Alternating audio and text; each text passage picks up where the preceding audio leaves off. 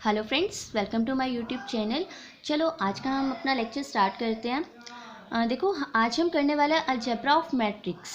तो सबसे पहले हम इसका इंट्रोडक्शन देखते हैं। देखो आर्थर केलर एक फर्स्ट पर्सन है जिन्होंने हमको मैट्रिक्स का कॉन्सेप्ट बताया था, और वो कब बताया था? 1857।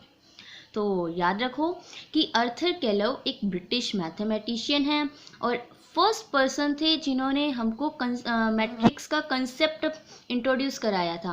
वो कब कराया था? 1857 में। क्लियर? फिर आता है हमारा मैट्रिक्स। अब देखो सिंपल सी लैंग्वेज में अगर मैं बात करूं तो वो हमारी मैट्रिक्स की जो डेफिनेशन है वो कहती है कि रो और कॉलम को अरेंजमेंट करने की जो प्रोसेस होती है ना, वो हमारी क्या होती है? मैट्रिक्स। तो arrangement of row and column is called matrix.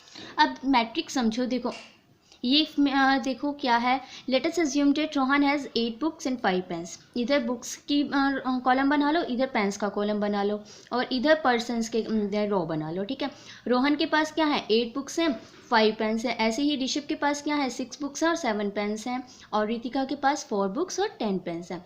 तो अब हमको इसकी मैट्रिक्स फॉर्म में लिखनी है। तो देखो ये हमारा क्या होता है? मैट्रिक्स का सिंबल होता है। ठीक है, डिनोट करते हैं ऐसे। और इसमें लिख लिया मैंने 8 5 6 7 4 10। ठीक है, अब देखो क्या है हमारा? 8 5 6 10, कुछ भी ले लो, 4 2, ये ठीक है। अब इसके बाद इसने कहा देखो कितनी रोज है? 1 2 3 रोज। कॉलम कितने हैं? 1 2 कॉलम से, यानी कि मैट्रिक्स हमारी किस में होगी? m क्रॉस n में होगी। और m किसको रिप्रेजेंट करेगा? m है हमारा नंबर ऑफ रोज और n है हमारा नंबर ऑफ कॉलम्स। तो याद रखना m हमारा रिप्रेजेंट करता है रोज को और n हमारा रिप्रेजेंट करता है कॉलम्स को। ठीक है, तो अब इसमें पूछा जाए कि नंबर ऑफ रोज कितनी है? नंबर ऑफ रोज है हमारी 3 और नंबर ऑफ कॉलम्स है हमारे 2। क्लियर? देखो फिर कुछ डेफिनेशंस है हमारी। फर्स्ट है मैट्रिक्स। मैट्रिक्स हमारी बहुत अच्छे से क्लियर हो चुकी। और फिर आती है हमारी elements of a matrix. Elements of a matrix देखो, एक मैट्रिक्स है मेरे पास, उसके अंदर mn नंबर्स हैं। m क्या है? हमारी रोज, और n क्या है? हमारे कॉलम्स। ठीक है, और उसके अंदर m क्रॉस n को हम क्या बोलते हैं? हमारा एलिमेंट ऑफ अ मैट्रिक्स। ये जो होता है हमारा वो क्या होता है? Elements of a matrix, m cross n। ठीक है, फिर आता है हमारा नोटेशन ऑफ अ मैट्रिक्स। देखो क्या होता है, कई बार हम इसको यूँ डिनोट कर देते हैं, या हमको किसी बुक में यूँ भी मिल जाएगा, या फिर किसी बुक में हमको यूँ भी मिल जाएगा। ठीक है, तो ये हमारी क्या होती है? मैट्रिक्स को की नोटेशन होती है। Matrix generally represented by symbols. देखो यही 3 सिंबल्स मिलेंगे हमको। किसी बुक में कोई सिंबल मिलता है, किसी बुक में कोई मिलता है। But we shall use a first notation EIG throughout the book. A matrix is denoted by a single capital letter. और ये जो हमारा जो हम मैट्रिक्स को डिनोट करते हैं ना, वो हम अपने सिंगल एक ही कैपिटल लेटर से डिनोट करते हैं। ठीक है, जैसे अब देखो कोई मैट्रिक्स बनाई मैंने, देखो जस्ट इसी को ही हमने एग्जांपल लिया। ठीक है, ये मैट्रिक्स बन गई हमारी, और इसको मैंने कैपिटल लेटर में नेम देना, चाहे Z they low, Y they low, X they low, A they low, B they low, means कुछ भी दे लो। ठीक है, तो वो हमारी क्या होती है? Notation of a matrix. अब बात करते हैं हम अपना ऑर्डर ऑफ अ मैट्रिक्स।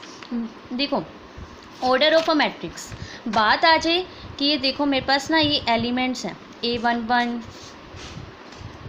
इधर A12 up to A1n, A21 A22 up to A2n, ऐसे ही चलती रहेंगी। फिर लास्ट में आया हमारा AM1 AM2 up to AMn। ठीक है, अब हम क्या कर रहे हैं? हमारा order of a matrix. Yes, order of a matrix. ध्यान से समझना क्या बोल रही हूँ मैं।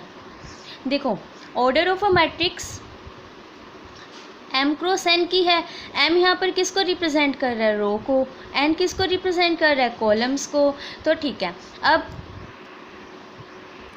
इसको मैंने नाम क्या दे दिया? a। अभी हमने किया था ना नोटेशन ऑफ अ मैट्रिक्स, कैसे रिप्रेजेंट करते हैं हम? Single capital letter. ठीक है, अब देखो A मैट्रिक्स हमारे पास कैसी है? AIJ। ठीक है, आई भी कहाँ से कहाँ तक है 1 to n तक, और जे भी हमारा कहाँ से कहाँ तक है 2 to n तक। ठीक है, इतनी बात समझ आ गई। अब देखो इतनी अगर हमको इतना क्लियर हो गया तो सिर्फ अब रह क्या गया हमारा ऑर्डर ऑफ मैट्रिक्स में समझने के लिए। जिस मैट्रिक्स के पास m यानी कि रोज़ और n कॉलम्स, यानी देखो अब जिस मैट्रिक्स के पास रो एंड कॉलम्स हो उसको हम क्या बोलते हैं, order of a matrix. A matrix having m rows and n columns, और किस ऑर्डर में हमको मिले, m क्रॉस n ऑर्डर में, तो वो हमारा क्या होता है, order of a matrix. Clear, देखो सारा ही यही है। अब देखो ये हमारी है m क्रॉस n टाइप की मैट्रिक्स, ये देखो इसमें 2 रोज़ हैं और 3 कॉलम्स हैं, ये हमारी मैट्रिक्स है 2 क्रॉस 3 की, और इसमें 3 रोज़ हैं और 3 ही कॉलम्स हैं, तो ये हमारी कौन सी हो गई, 3 क्रॉस 3 की मैट्रिक्स। क्लियर। अब देखो अब नेक्स्ट डेफिनेशन जो है वो है हमारी diagonal elements of a matrix. अब देखो एक मैट्रिक्स हमको गिवन है, ठीक है। अब देखो यहीं पे समझने की कोशिश करो, एक मैट्रिक्स जो है वो हमको गिवन है। देखो डायगोनल एलिमेंट्स हमको बताने हैं मैट्रिक्स के, कौन से हैं, ये ऐसे यहाँ पे क्या आएगा A3 फिर आएगा A4 ऐसे ये वाला है AMN।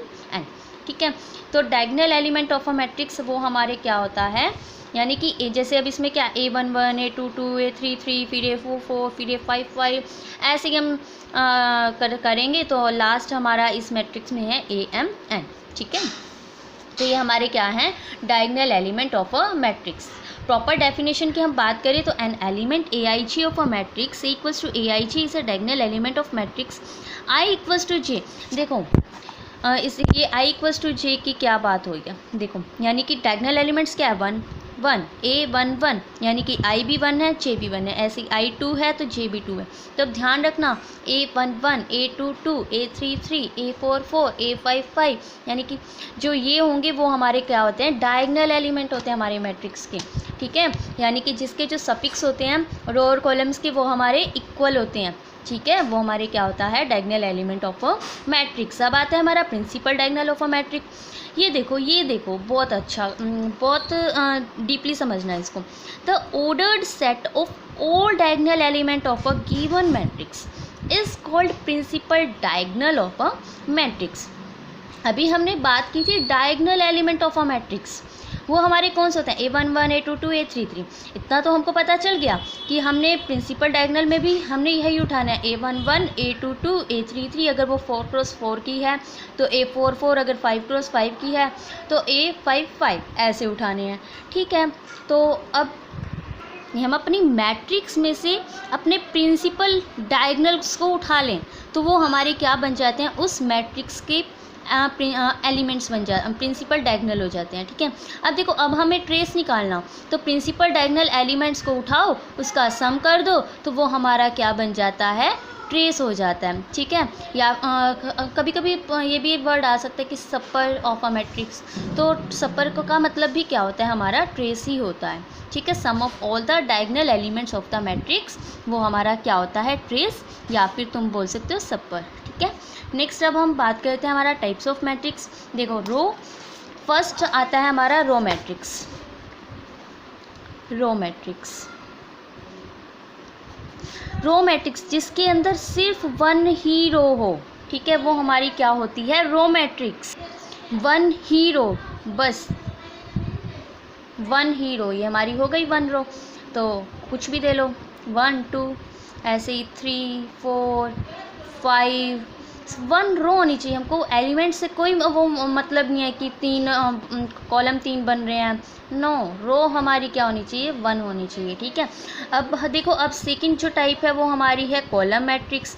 कॉलम मैट्रिक्स में देखो 1 2 3, अब हमें कोई मतलब नहीं है कि हमारी रो कितनी बन रही है, कॉलम हमारा एक बनना चाहिए बस। ठीक है, देखो यहाँ से क्लियर करो, रो मैट्रिक्स क्या होती है और कॉलम मैट्रिक्स क्या होती है। रो मैट्रिक्स जो 1 ही रो रखती हो, a matrix having only 1 row is called row matrix, और a matrix having 1 column is called column matrix.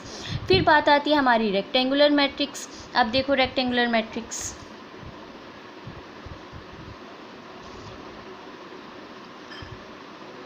वैसे हमारा जो ये चैप्टर है वो 11th से ही आने लग जाता है, 11th में ही इसका सारा जो बेसिक है वो कम्प्लीटली आ जाता है। वही हमारा बीकॉम में चल रहा है, वही हमारा मीन्स ग्रेजुएशन में चल रहा है। तो मोस्टली बच्चे बहुत मैट्रिक्स में तो फुल्ली नंबर होते हैं हमारे, यानी कि कोई कटने का चांस ही नहीं रहता। क्या आता है, डिटर्मिनेंट निकाल दो, अब बताओ ये क्या सिंगुलर है या फिर नॉन सिंगुलर है, या फिर हमारा आ जाता है इन्वर्स निकालो या फिर ट्रांसपोज निकालो। मीन्स बहुत इजी सी क्वेश्चन आते हैं। रो मैट्रिक्स पे जो ऑपरेशन करके जो करते हैं वो करो। मीन्स इतने इजी क्वेश्चन आते हैं मैट्रिक्स पे, बहुत इजी क्वेश्चन आते हैं। मेरी तरफ से जो मैट्रिक्स की अगर पॉइंट्स की बात की जाए तो वो फुल्ली 100 में से 100% है। तो देखो चलिए, अब हम बात कर रहे थे हमारा रेक्टेंगुलर मैट्रिक्स। तो देखो क्या होता है, rectangular matrix M cross N matrix होती है। Number of rows not equals to number of columns. ठीक है, अब देखो मैट्रिक्स लो 1 3 4 2 0 6। यहाँ देखो M क्रॉस N कितना है, M कितना है 3 और M कितना है नंबर ऑफ रोज 2 और नंबर ऑफ कॉलम्स कितने हमारे 3। तो क्या 2 3 के इक्वल है? नो। तो number of rose number of columns के इक्वल नहीं है, तो ये हमारी क्या थी, नंबर ऑफ कॉलम्स। एक और एग्जांपल लेके देख लो, 4 5 6 7 8 9। अब मैंने 3 क्रॉस 2 में ले लिया, तो इसमें भी 3 2 के इक्वल नहीं है। नंबर ऑफ रोज कितनी है हमारी 3, नंबर ऑफ कॉलम्स हमारे कितने हैं 2। तो ये हमारी कौन सी हो गई, रेक्टेंगुलर मैट्रिक्स। ठीक है, जहाँ पर number of rose number of columns की इक्वल नहीं होती वो हमारी क्या होती है, रेक्टेंगुलर मैट्रिक्स। फिर है स्क्वायर मैट्रिक्स। स्क्वायर मैट्रिक्स में number of rose number of column के इक्वल होती है। बस यहाँ पर एक और आ जाए, जैसे 4 5 4 6, तो ये अब हमारी क्या बन जाती है, स्क्वायर मैट्रिक्स। ठीक है, जब हमारी 3 क्रॉस 3 की मैट्रिक्स हो या फिर 2 क्रॉस 2 की मैट्रिक्स हो, सिर्फ ये ध्यान रखना नंबर ऑफ रोज किसके इक्वल आ जाए, नंबर ऑफ कॉलम्स के इक्वल आ जाए, तो वो हमारी कौन सी मैट्रिक्स होती है, स्क्वायर मैट्रिक्स होती है। ठीक है, रेक्टेंगुलर मैट्रिक्स और स्क्वायर मैट्रिक्स का सिर्फ यही डिफरेंस है, M not equals to N और M इक्वल्स टू N, यानी कि number of rows not equals to number of columns, और स्क्वायर मैट्रिक्स में नंबर ऑफ रोज इक्वल होती हैं हमारी नंबर ऑफ कॉलम्स के। अब जैसे इसी का एग्जांपल इंक्रीज कर लो, स्क्वायर मैट्रिक्स में 2 3 4 बन गई ना 3 क्रॉस 3 की। ऐसे ही इसी में कर लो, या तो ये रो हटा दो तो बन गई 2 क्रॉस 2 की। अगर 3 क्रॉस 3 ही की बनानी है तो कुछ भी ले लो 0 1 2, तो तब भी हमारी 3 क्रॉस 3 की बन गई। तो ये था हमारा रेक्टेंगुलर मैट्रिक्स और स्क्वायर मैट्रिक्स। आगे हम अपनी नेक्स्ट वीडियो में करेंगे। तो स्टूडेंट्स बने रहिए मेरे साथ, लाइक करिए, कमेंट करिए और अपने फ्रेंड्स के साथ शेयर करना बिल्कुल भी मत भूलिए। Bye, take care.